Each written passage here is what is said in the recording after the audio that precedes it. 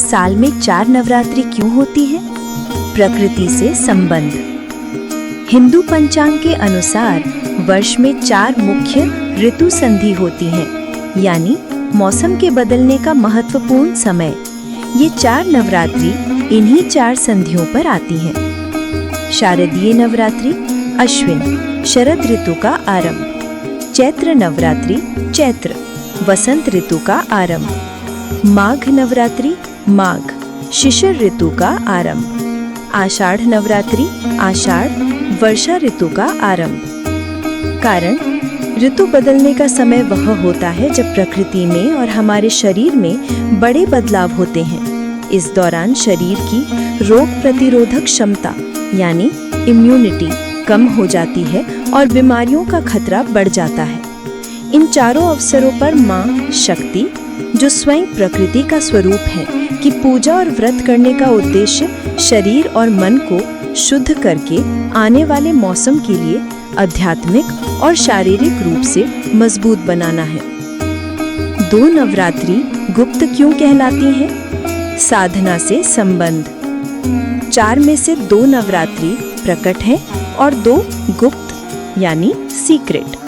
प्रकट नवरात्रि चैत्र और शारदीय नवरात्रि ये आम गृहस्थों के लिए होती हैं। इनमें माँ दुर्गा के 9 स्वरूपों यानी नवदुर्गा की सार्वजनिक और सामूहिक रूप से पूजा की जाती है।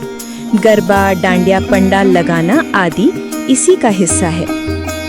गुप्त नवरात्रि माघ और आषाढ़ नवरात्रि ये गुप्त इसलिए कहलाती हैं क्योंकि गोपनीय साधना ये मुख्य रूप से तंत्र साधना करने वाले साधकों और तांत्रिकों के लिए होती हैं। इसमें की जाने वाली पूजा और मंत्र जाप गोपनीय रखे जाते हैं और सार्वजनिक रूप से प्रदर्शित नहीं किए जाते। अलग देवियों की पूजा इनमें नवदुर्गा की नहीं बल्कि देवी के 10 और भी उग्र और शक्तिशाली स्वरूप यानी 10 महाविद्याओं की, जैसे माँ काली, तारा, त्रिपुर सुंदरी, छिन्नमस्ता आदि की साधना की जाती है।